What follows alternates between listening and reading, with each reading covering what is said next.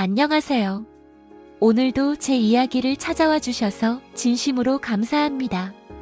이번 이야기는 가난을 벗어나기 위해 낯선 나라로 건너온 한 젊은 여성이 상처와 두려움 속에서 한 남자를 만나고 그 감정을 잘못된 방식으로 붙잡으려다 결국 모든 것을 잃게 되는 이야기입니다. 오늘의 주인공은 필리핀에서 온 20살의 미카입니다. 아직 앳된 얼굴과 맑은 눈, 뽀얀 피부와 사랑스러운 분위기를 가진 그녀는 어린 나이에도 가족의 생계를 짊어진 가장이었습니다. 그리고 그녀의 인생의 결정적인 순간에 나타난 인물, 소란 속에서 그녀를 구해준 중년 남성 한태준. 배려와 품위를 지키는 그와 상처받은 채 사랑을 갈망하던 미카의 감정은 점점 위험한 방향으로 흐르게 됩니다. 오늘 이야기 끝까지 함께 해주시고 구독과 좋아요, 알림 설정 꼭 부탁드립니다. 여러분의 응원이 큰 힘이 됩니다.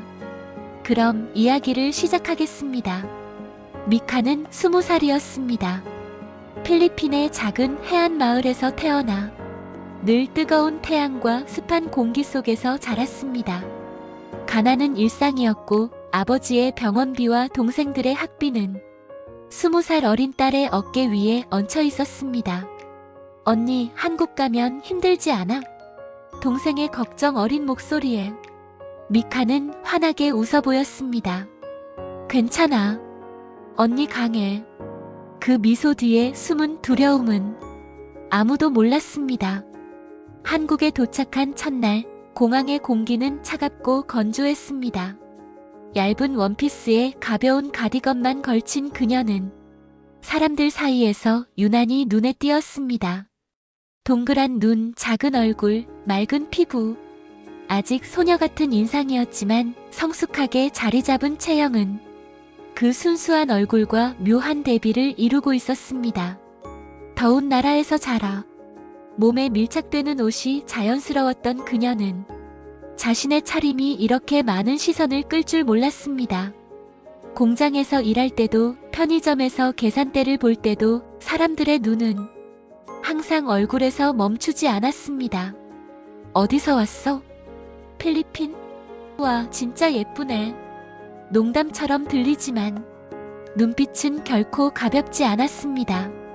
미카는 점점 몸을 웅크리게 되었습니다. 하지만 진짜 문제는 작은 한식당에서 서빙을 시작하면서부터였습니다. 여름이었고 주방 열기까지 더해져 식당 안은 숨막히게 더웠습니다. 사장은 말했습니다. 너는 웃는 얼굴이 장점이야. 손님들한테 밝게 해. 유니폼은 흰 블라우스와 검은 스커트. 블라우스는 얇은 소재였고 사이즈는 몸에 꼭 맞았습니다. 더위 속에서 땀이 맺히면 천이 피부에 달라붙었습니다. 미카는 불편했지만 돈이 필요했습니다. 서빙을 할 때마다 몸을 숙여 테이블 위에 음식을 내려놓으면 시선이 따라붙었습니다. 물컵을 놓는 순간, 메뉴판을 건네는 순간, 테이블 사이를 오가는 순간마다 여러 개의 눈이 노골적으로 움직였습니다. 와, 진짜 인형 같다. 몸매도 장난 아니네. 속삭임이 공기 중을 떠돌았습니다. 미카는 못 들은 척 고개를 숙였습니다. 일만 하자. 돈 벌어야 해. 문제의 단골 손님은 매주 금요일마다 찾아왔습니다. 술 냄새가 배어있는 40대 남성. 그는 항상 같은 자리에 앉았습니다. 그리고 항상 같은 표정으로 미카를 위아래로 훑었습니다. 오늘도 예쁘네. 그 말은 칭찬이 아니었습니다. 필리핀 애들은 다 이렇게 예뻐. 주변 손님들이 웃었습니다. 미카는 짧게 대답했습니다. 주문 도와드릴게요. 그는 일부러 손을 길게 뻗었습니다. 컵을 받는 척하며 손끝을 스쳤습니다. 미카는 놀라 손을 빼냈습니다. 실수야. 그의 입꼬리는 올라가 있었습니다. 날이 갈수록 그는 대담해졌습니다. 퇴근 몇 시야? 남자친구 없어? 내가 데려다 줄까? 미카의 얼굴은 굳어갔습니다. 그만하세요. 작은 목소리. 뭐가 그만이야? 칭찬인데. 그는 몸을 앞으로 기울이며 속삭였습니다. 한국 왔으면 적응해야지. 그 말은 명백한 위협이었습니다. 다른 손님들은 모른 척했고 사장은 매출이 떨어질까 아무 말도 하지 않았습니다. 미카는 혼자였습니다. 그리고 그날 밤 혼자 마감을 하고 있던 시간 문이 거칠게 열렸습니다. 그 남자가 술에 취한 채 들어왔습니다. 아직 안 갔네. 미카의 심장이 내려앉았습니다. 영업 끝났어요. 나가주세요. 그는 문을 잠갔습니다. 찰칵. 그 소리는 공포를 현실로 만들었습니다. 낮에는 튕기더니 그는 천천히 다가왔습니다. 미카는 뒤로 물러섰습니다. 도망쳐야 해. 하지만 계산대에 막혔습니다. 싫어요. 제발. 눈물이 고였습니다.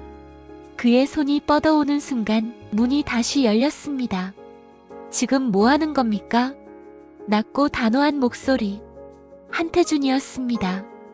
그는 상황을 보자마자 달려들었고 몸싸움 끝에 남자를 밀어냈습니다.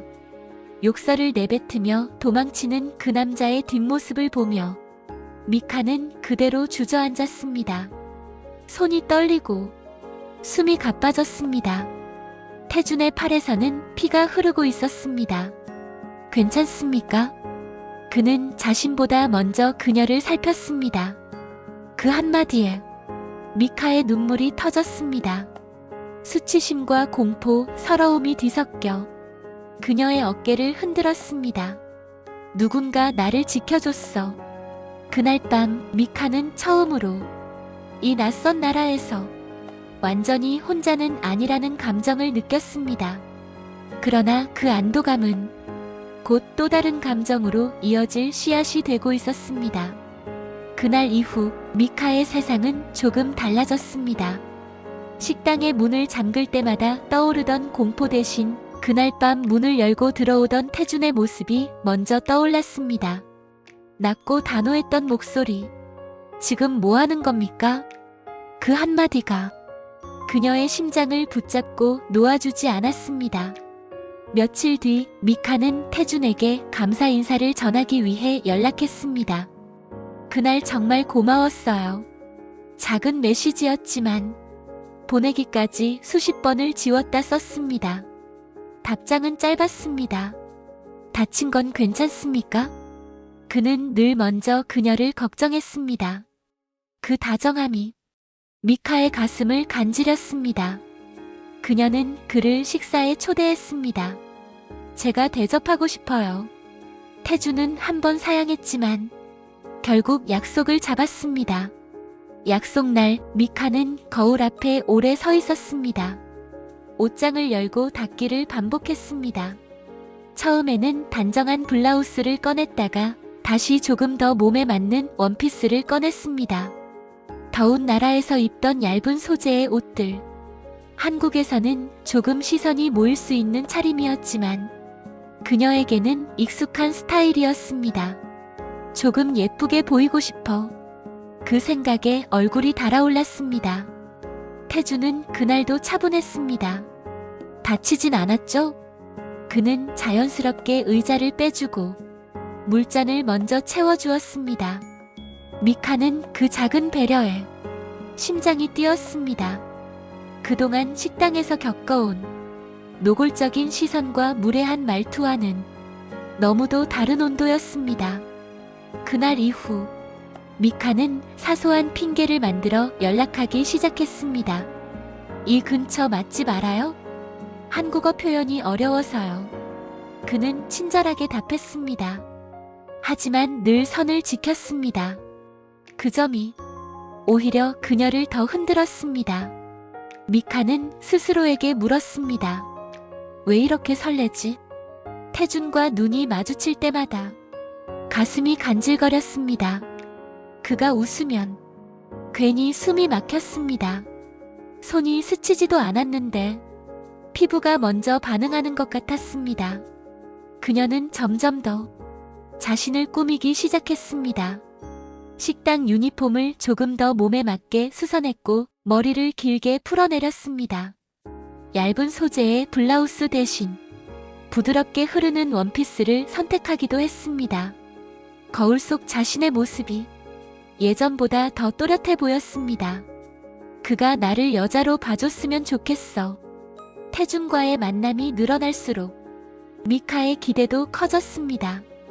카페에서 마주 앉아 있을 때 그녀는 일부러 더 오래 눈을 맞췄습니다. 태준 씨는 어떤 여자 좋아해요? 조심스러운 질문. 태준은 잠시 생각하더니 말했습니다. 진심이 있는 사람. 그 대답에 미카의 심장이 쿵 내려앉았습니다. 그럼 나는? 그녀는 점점 더 적극적으로 변했습니다.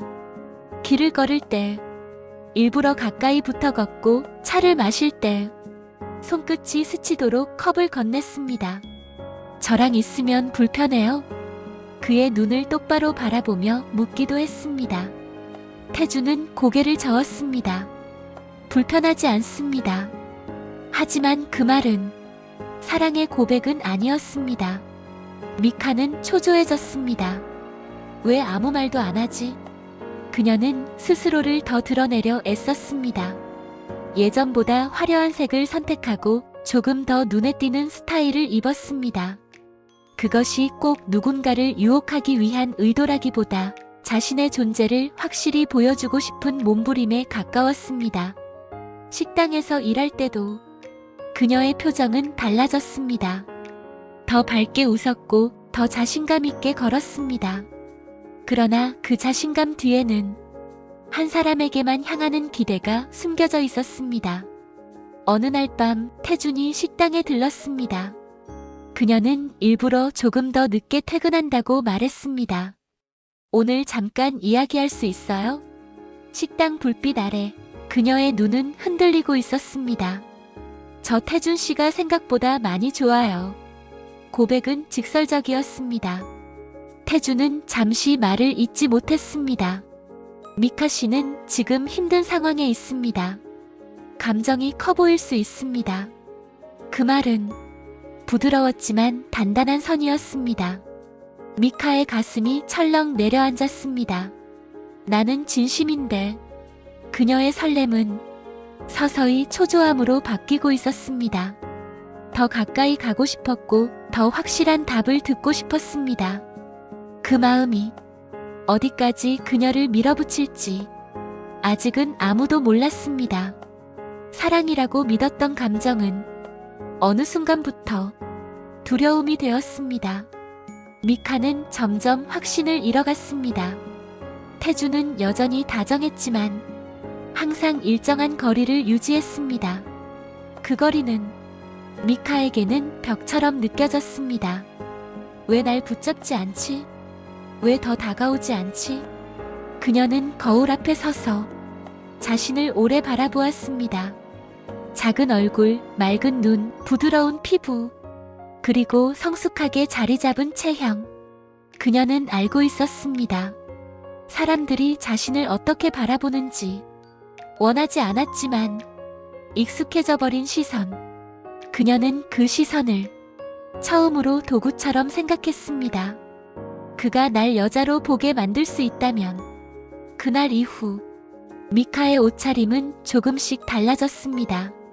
처음에는 단지 더 세련된 스타일이었고 그 다음은 조금 더 눈에 띄는 색이었고 마침내는 자신의 존재감을 강하게 드러내는 선택들이 되었습니다.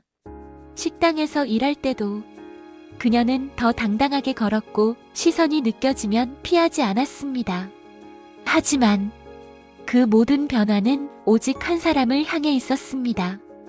태준이 식당에 들르는 날이면 그녀의 심장은 유난히 빠르게 뛰었습니다. 오늘 늦게 끝나요? 그녀는 일부러 부드럽게 묻곤 했습니다. 태준은 짧게 웃었습니다. 늦게까지 혼자 있지 마세요.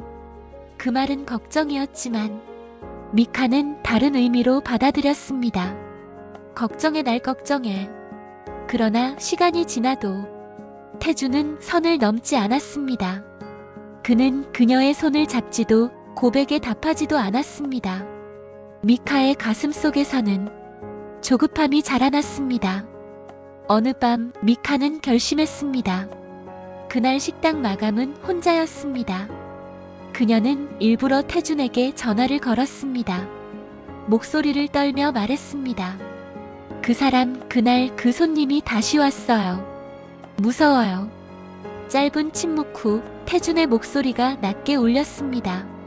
지금 어디입니까? 전화를 끊은 뒤 미카는 한참 동안 숨을 고르며 서 있었습니다. 식당 불은 일부러 어둡게 두었습니다. 심장이 터질 듯 뛰었습니다. 이렇게까지 해야 하나? 하지만 이미 돌아갈 수 없는 선택을 해버렸습니다. 문이 열리는 소리. 태준이 숨을 헐떡이며 들어왔습니다. 괜찮습니까? 그의 눈은 분노와 걱정으로 가득했습니다. 그 순간 미카는 그에게 달려가 안겼습니다. 무서웠어요.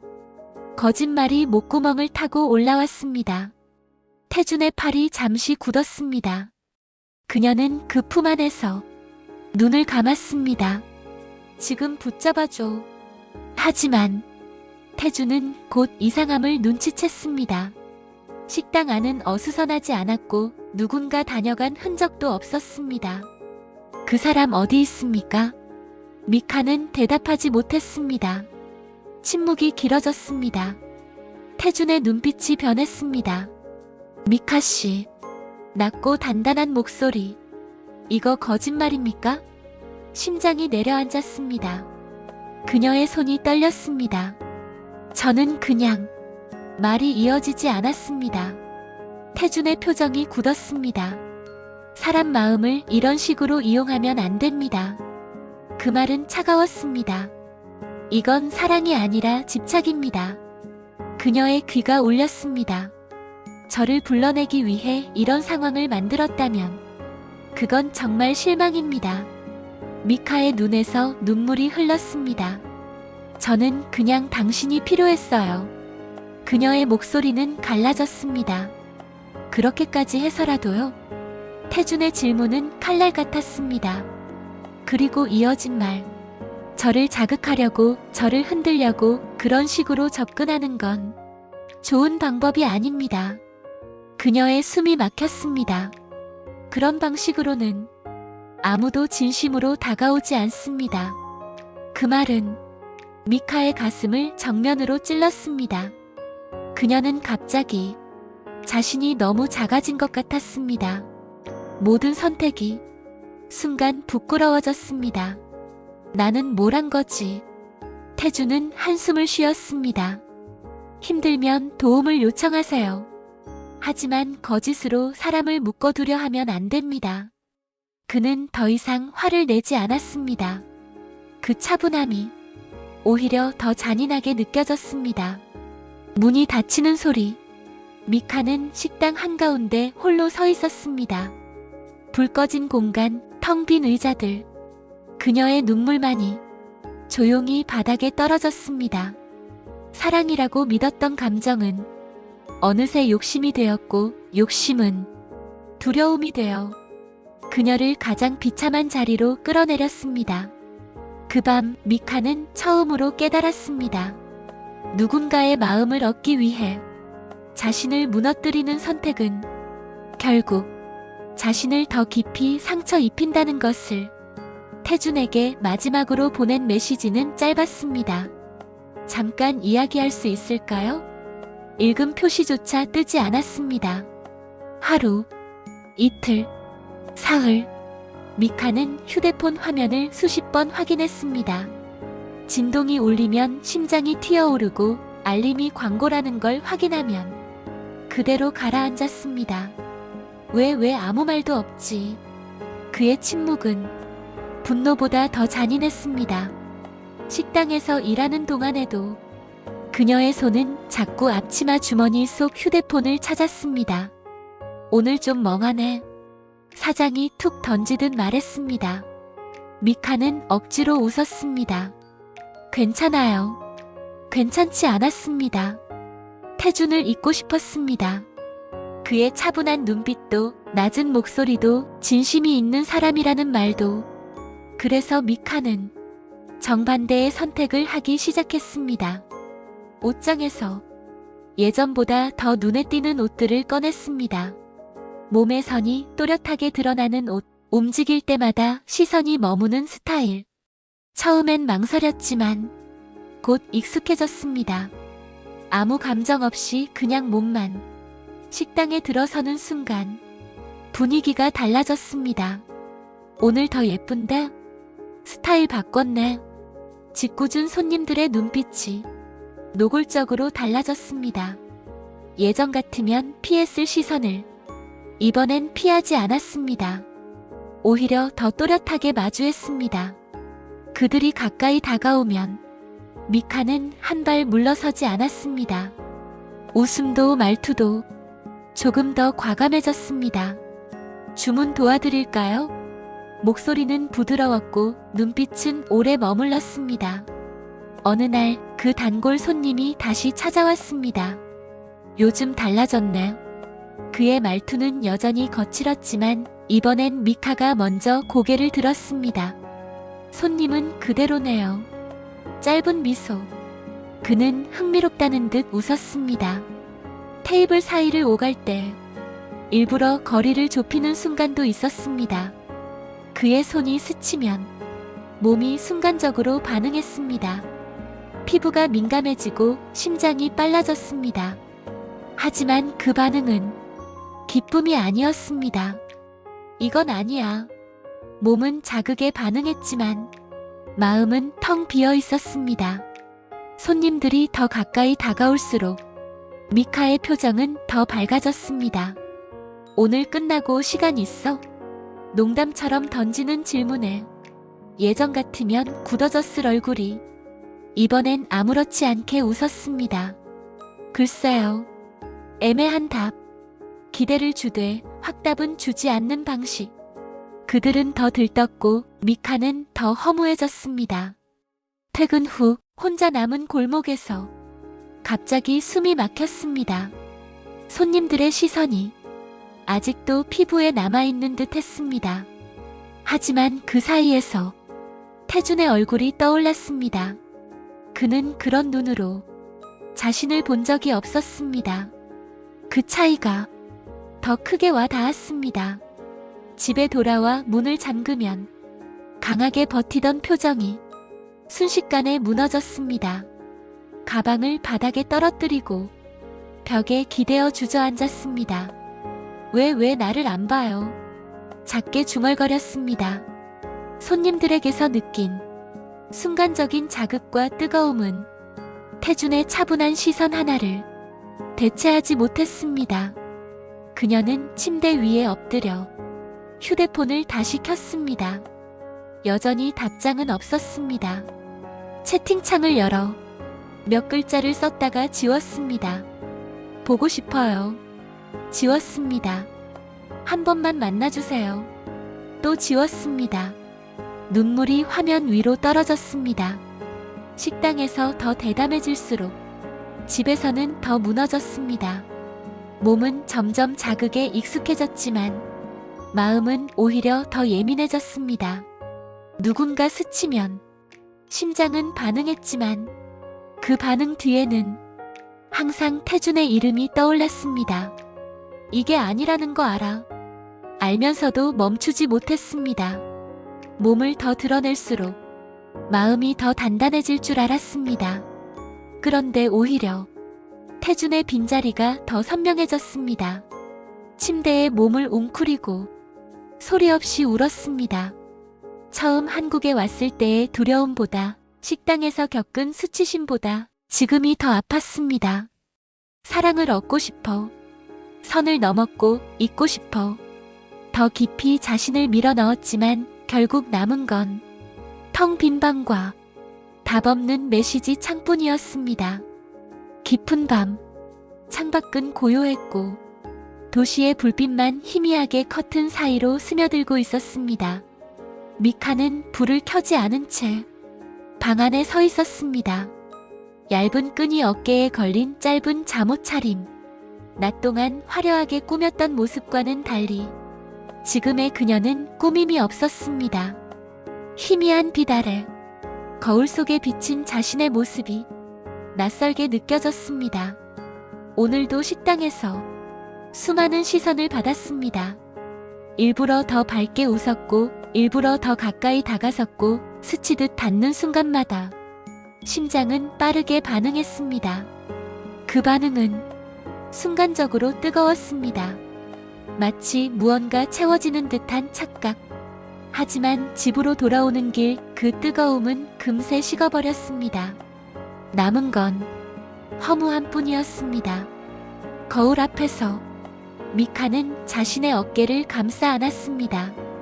낯선 사람들의 시선, 밀착되던 순간에 채운 그 감각을 떠올려 보았습니다. 이걸로 잊을 수 있을 줄 알았어. 눈을 감았습니다. 그러나 떠오르는 얼굴은 다른 사람이었습니다. 차분한 눈빛, 다치지 않았냐고 먼저 물어보던 목소리. 그 따뜻함은 어떤 자극보다 선명했습니다. 태준 씨, 작게 중얼거렸습니다.